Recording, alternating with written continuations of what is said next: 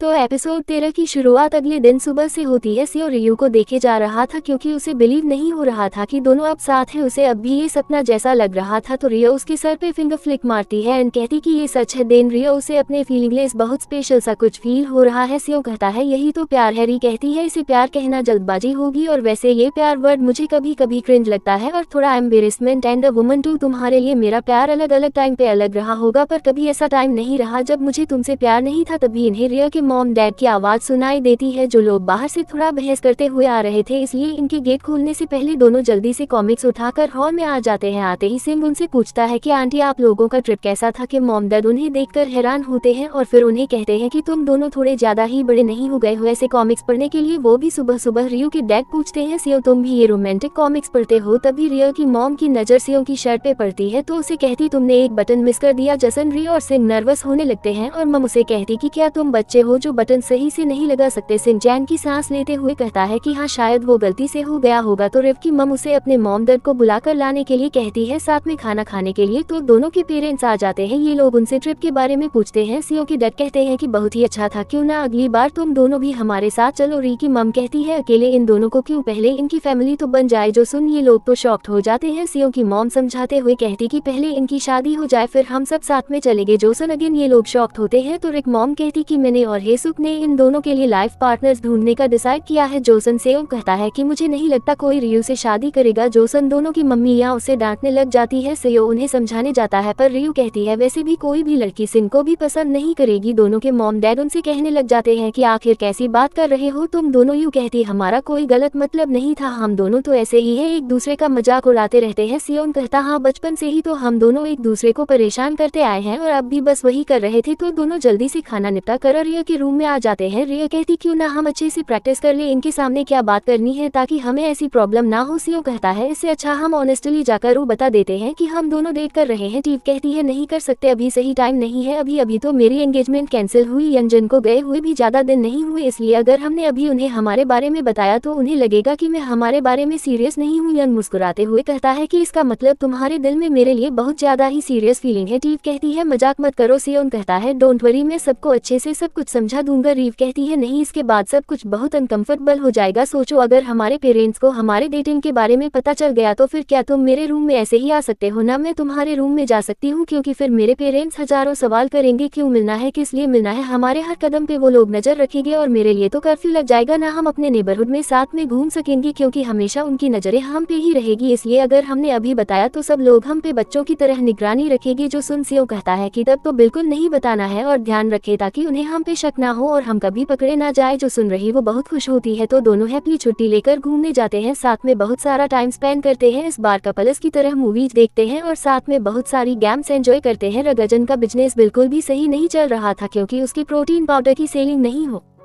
रही थी, इसलिए वो काफी परेशान था। इधर यू रात को सियो के ऑफिस में कुकिंग प्रैक्टिस करने आई थी पर वो कब से वेजिटेबल्स को भूले जा रही थी। सियो के पूछने पर कहती कि मुझे समझ नहीं आ रहा कि मुझे इनमें से किससे सबसे ज्यादा नफरत है। सियो पूछता है कि अगर तुम्हें ये सब पसंद नहीं था तो फिर क्यों खरीदा। कहती कि मुझे ये सब पसंद नहीं था पर फिर भी मेरी मॉम मुझे ये सब बनाकर खिलाती थी क्योंकि हेल्थ के लिए ये सब अच्छा होता है, इसलिए मैं इन्हीं सब्जियों को यूज करके कुछ ऐसा बनाना चाहती हूँ ताकि ये सब खाना मुझे बुरा ना लगे और इन्हीं से मैं अपना सिग्नेचर डिश भी बनाना चाहती हूँ जैसे ब्रोकली और चिकन रिजॉर्ट हो। सियो कहता है नाम सुनकर ही सबसे गंदा कॉम्बिनेशन लग रहा है। रियू कहती है सही कहा, थोड़ा सा अजीब है। तभी सियो उसे उठाकर ऊपर बिठा आता है और उसके करीब आने लगता है। रियू कहती क्या कर रहे हो तुम। सियो कहता है फिर क्या रुक जाऊं। रिया कहती है नहीं, दोनों किस करने ही जा रहे थे तभी इन्हें मन की आवाज सुनाई देती है, इसलिए जल्दी से ये लोग छुप जाते हैं। योंग इधर के लाइट्स ऑन देकर ऑफ करने आता है, फिर किचन में सब्जियां देकर उन्हें फ्रिज में रख देता है। तो ये दोनों छुपकर उसके वापस जाने का वेट करने लगते हैं। वो कहती कि तुमने तो कहा था कि इस टाइम यहाँ पे कोई नहीं होगा। सियो कहता कि शायद वो कुछ भूल गया था इसीलिए लेने आया होगा। टीव कहती है 2 दिन बाद मेरे प्रैक्टिकल एग्जाम्स हैं जिसे पास करना बहुत मुश्किल है, इसलिए मुझे प्रैक्टिस करनी पड़ेगी क्योंकि सिर्फ 30 पर लोग पास करते हैं। सन कहता है क्या तुम्हें फेल होने का डर है इसीलिए बहाने बना रही हो। रियू कहती फेल जैसे वर्ड्स मेरी लाइफ में एग्जिस्ट नहीं करते। सियो कहता है कि अब बहुत चुप लिया, इधर आओ। देन उनका रोमांस कंटिन्यू रहता है। रीव के एग्जाम का दिन आ जाता है। सुबह सुबह मुहिम अपनी मॉम के साथ कहीं जा रही थी, घर के बाहर ही उन्हें यू और दानो मिल जाते हैं। यू भागकर मुहिम के मॉम की गले लग जाती जाती है क्योंकि वो उनसे 2 दिन से मिली नहीं थी और दानो ने भी यन को इनके घर नहीं भेजा था। इसीलिए मुहिम की माम दानो से कहती है कि हम अच्छे से यू का ध्यान रख लेंगे, इसलिए तुम यू को हमारे घर छोड़कर जा सकते हो। पर दानो कहता है कि यू की बेबी सिटर अगले हफ्ते आने वाली है, इसीलिए मैं आपको परेशान नहीं करना चाहता। ये बोलकर यन को किंडरगार्टन छोड़ने जाने लगता है, पर ये सुन यू भी काफी सैड होती है तो मुहिम भी को बाय करती है। उन्हें जाता हुआ देखकर मुहिम की मम कहती है कि ऐसा नहीं चलेगा, मुझे एक ग्रैंड डॉटर तो चाहिए ही। मुहिम कहती अपनी बड़ी बेटी से जाकर कहो। मोम कहती कम से कम एक ब्लाइंड टपर तो जाओ। उधर रियू ने भी मना कर दिया। मुहिम कहती ना रियू जाएगी ना मैं जाऊंगी। ये बोलकर जल्दी से अपने ऑफिस के लिए निकल जाती है। इधर ये अंडू दानो का हाथ छोड़कर रुक जाती है। दानो पूछते कि तुम्हें किंडरगार्टन नहीं जाना, कहती ऐसी बात नहीं है, पर अगर मैं गई तो मुझे शाम तक आपके वापस आने का इंतजार करना पड़ेगा। दानो कहता है फिर मैं तुम्हें जल्दी स्कूल से पिक कर लूंगा। यू कहती फिर आप मेरी वजह से काम नहीं कर पाओगे। दानो कहता है कि मुझे भी बुरा लगता है, तुम्हें पूरा दिन स्कूल में रहना पड़ता है बस और कुछ दिन। यू कहती है क्या मैं मुहिमदी के घर नहीं रह सकती, मुझे उनके साथ रहना पसंद है। ग्रैंड माँ मेरे लिए खाना बना देती है। मुहिमदी वापस आती है तो हम सब साथ में बहुत खेलते हैं। तान कहता है फिर मैं भी तुम्हारे साथ खेलूंगा, तो इस हफ्ते हम लोग बाइक राइड पे जाएंगे और बहुत मस्ती करेंगे। जसुन यू किंडरगार्टन जाने के लिए मान जाती है। इधर यू का एग्जाम शुरू होता है, जहाँ पहले तो वो थोड़ी नर्वस लग रही थी, पर फिर वो अपना पूरा फोकस खाना बनाने में देती है। जब सेयोंग जल्दी जल्दी खाना खा रहा था, जैक म्यंग कहता है कि तुम किसी को डेट कर रहे हो ना। जो सुन सेयोंग शॉक्ड होता है। म्यंग कहता है तुम इतनी हड़बड़ी में कभी खाना नहीं खाते, कुछ दिन से देख रहा हूँ तुम ऐसे ही खा रहे हो और ठीक शाम के 6 बजे ऑफिस से निकल जा रहे हो। पर सेयोंग बहानगर के उसकी बातों को टाल देता है। रियू एग्जाम देकर बाहर आती है तो सेंग उसे ले जाने आया था। यू पूछती है तुम यहाँ कैसे। सेयोंग कहता है अपनी गर्लफ्रेंड को कांग्रेचुलेशन करने आया हूँ। ये बोलकर उसे एक बुके देता है। रिव कहती है रिजल्ट तो अभी तक आया नहीं है। सेयोंग कहता है मैं तुम्हारे जैसा नहीं हूँ ना, रिजल्ट से ज्यादा मैं प्रोसेस पे बिलीव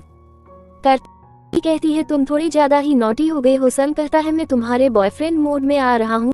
कहती है अब तुम बिल्कुल भी नर्वस नहीं लग रहे हो। तो ऐसे ही दोनों का टीचिंग कंटिन्यू रहता है। इधर ऑफिस की ओर जाते हुए दंग जिन को लीना मिल जाती है। पूछने पर बताती कि वो बिजनेस ट्रिप पे गई थी और अभी वहां से वापस आकर सीधे ऑफिस ही जा रही है। दंग जिन कहता है देखा नहीं कि जॉब में बंधे रहना कितनी बुरी बात है, मुझे देखो मैं बिल्कुल फ्री हूँ एंड बिंदास घूमता हूँ। रीना कहती है हाँ बेरोजगार होना सच में अच्छी बात है। डजन कहता है मैं अब अनएम्प्लॉयड नहीं हूँ। से अपना प्रोटीन का डब्बा दिखाते हुए कहता है कि ये मेरा नया बिजनेस है और मेरी तरफ से ये तुम्हें गिफ्ट है। तभी लीना के हाथ से उसके पेपर्स गिर जाते हैं। इन पेपर्स में वो सेयो की कंपनी का नाम देखता है। उससे पूछता है कि क्या तुम यहाँ काम करती हो, ये मेरे दोस्त की कंपनी है। तभी सामने के रास्ते से रियो और सियो जा रहे थे, जिन्हें दंग जिन रोकता है। रियो के हाथ के बुके के बारे में पूछता है। सियो जल्दी से उसके हाथ से ले लेता है एंड कहता है कि ये मेरा है, पर रियो मेरे से चुराकर भाग रही थी। दंग जिन कहता है अब तुम बुके भी चुराने लगी, रुको मैं मॉम को जाकर बताता हूँ। जी सुन लीना कहती कि क्या तुम दोनों भाई बहन हो। रियो कहती हाँ, और वैसे तुम दोनों एक दूसरे को कैसे जानते हो। दंग जिन बताता है कि लीना मेरे पुराने जिम में जाती थी। तभी दंग जिन कहता है कि उसे का ऑफिस देखना है। सिंह उसे ऑफिस घुमाने ले आता है, जहां लीना उसे कहती कि तुम्हारी इस प्रोटीन पाउडर में कुछ गड़बड़ है क्या, इसे बेचने से पहले तुमने सोशल मीडिया पर चेक नहीं किया। इस ब्रांड को अभी तक ministry of food and drug safety ने अप्रूव नहीं किया है। जो सुन दंग जिन को बहुत बड़ा झटका मिलता है कि तो उसका कान पकड़ के उसे घर ले आती है और मॉम को आकर बताने लगती है कि इसने फिर से बहुत बड़ी गड़बड़ कर दी और इस बार इसके खिलाफ पुलिस कंप्लेन भी हो सकती है। देन उन्हें प्रोटीन पाउडर वाली बात बताती है कि सुन डैड तो दंग जिन पे बहुत ही ज्यादा गुस्सा करते हैं। मम पूछती क्या तुम्हें इस बारे में कुछ पता नहीं था। दंग जिन बहुत ही ज्यादा शर्मिंदा एंड सैड होता है। उन्हें बताता है कि मुझे नहीं पता था। री कहती है कि तुमने जिन जिन को भी ये बेचा है उन सबको कॉल करके उनसे माफी मांगो, प्रोडक्ट यूज करने से मना करो, टाइम रहते उनके पैसे रिफंड कर दो। हर बार तुमने मॉम के पैसे डुबाए हैं, मॉम के भरोसे को तोड़ा है, आखिर कब सुधरोगी तुम। मॉम कहती हर बार इसने मेरा भरोसा तोड़ा है और फिर भी मुझे लगता था कि इस बार ये ठीक करेगा, कुछ अच्छा करेगा। अपने 30 में जॉब्स है इसीलिए मैं ऐसे ज्यादा कुछ नहीं कहती थी। मेरा बेटा है, दिल का अच्छा है, इसीलिए मैं इस पर भरोसा कर लेती थी, लेकिन अब मेरे लिमिट से बाहर हो चुकी है। या तुम्हें दिखाई नहीं देता लोग इतनी मेहनत करके पैसे कमाते हैं, पर तुम्हें तो बिना मेहनत किए पैसे मिल जाते हैं, इसलिए तुम उन्हें वेस्ट कर देते हो। तुम्हें लगता है पैसे कमाना बहुत ईजी है, आखिर तुम इतने बेवकूफ कैसे हो सकते हो, बिना प्रोडक्ट चेक किए तुम इन्हें बेचने चले थे। गजन कहता है मुझे पता है मेरी गलती थी मॉम, पर इस बार में सच में अच्छा करना चाहता था, पर मुझे इन सब के बारे में पता ही नहीं था। मैं जानता हूँ मैं आप दोनों पे बोझ हूँ, धी की तरह मैं स्मार्ट नहीं हूँ, पढ़ाई में अच्छा नहीं था, मैं आपके कोई काम का नहीं हूँ, इसलिए आप लोग मुझसे कोई एक्सपेक्टेशन नहीं रखते। अपने आप से नफरत करता हूँ मैं, इसीलिए मैं सक्सेसफुल होना चाहता था ताकि मैं भी बहुत सारे पैसे कमाकर आप लोगों की हेल्प कर सकूं। मैं भी रिद की तरह स्पेशल बनना चाहता था। ये बोलकर वो रोते हुए अपने रूम में चला जाता है। दर शाम को वापस आते टाइम मोम फिर से दानो से मिलती है। तान उसे ऐसे ही ग्रीट करके जाने लगता है। मुहिम उसे रोकर कहती कि एटलीस्ट हम दोनों एक दूसरे को अच्छे से ग्रीट कर सकते हैं, ऐसे फॉर्मली सर झुकाकर नहीं, बल्कि कैसे हो तुम, कैसा रहा तुम्हारा दिन, ये सब बोलकर दानो कहता है कि मैं आगे से ऐसा कुछ नहीं करूंगा। मुहिम कहती है ये तो बहुत गलत है, पर मेरे पास तुम्हारे लिए कुछ है। ये बोलकर उसका फेवरेट कैंडी देती है, लेकिन दानू एक्सेप्ट नहीं करता। मुहिम कहती कैंपिंग ग्राउंड में जो तुमने मुझे कहा था, मुझे बार बार उसी के ख्याल आते हैं। तुमने कहा था यू मेरी बेटी नहीं बन सकती। ये सुनने में थोड़ा